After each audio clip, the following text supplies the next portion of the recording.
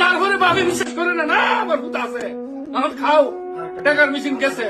একজন প্রবাসী মারা গিয়েছে, কথাগুলো শোনার আগে তারপরে কিছু কথা বলি। ভিডিওটা অনুরোধ থাকবে বেশি করে শেয়ার করবেন। আপনি একটু ঠান্ডা মাথায় বইতে পারবেন? আপনার একটা খবর দিব, আপনি একটু উঠে বইবেন।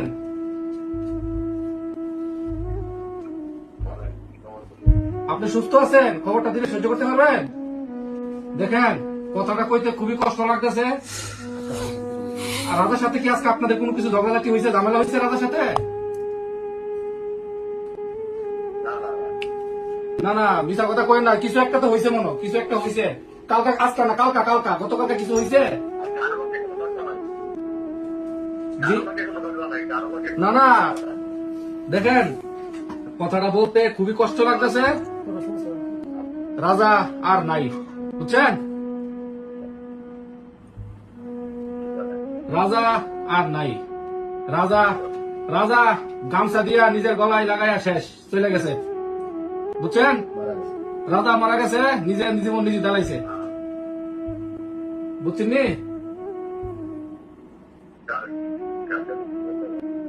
আপনি আমার কথা বুঝতে পারতেছেন? রাজা আর নাই। আপনি রাজার আব্বা কথা বলতেছেন না? আচ্ছা, এখন আর রাজা, এখন জি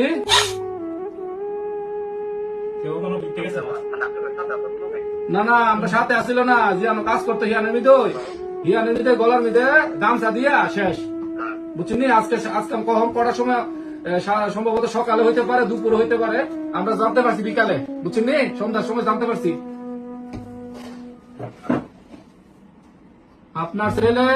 আপনার ছেলে বিদেশের মধ্যে মারা গেছে, এখন বুঝতে পারছেন? বাপের ফোন দিলাম, বাপের ফিলিংস নাই, আমরা রুমও কান্দাকাটি করতেছি, বুঝছেন? পারিবারিক ঝামেলা, কারণে এই সিটটার মধ্যে থেকে গেছে, এই সিটটা থেকে গেছে, বুঝছেন? আর কি কইতাম ভাই, এই সিটটার মধ্যে থাকিয়া 15 দিন আগে সিটটার মধ্যে থেকে গেছে ফুলাটারে।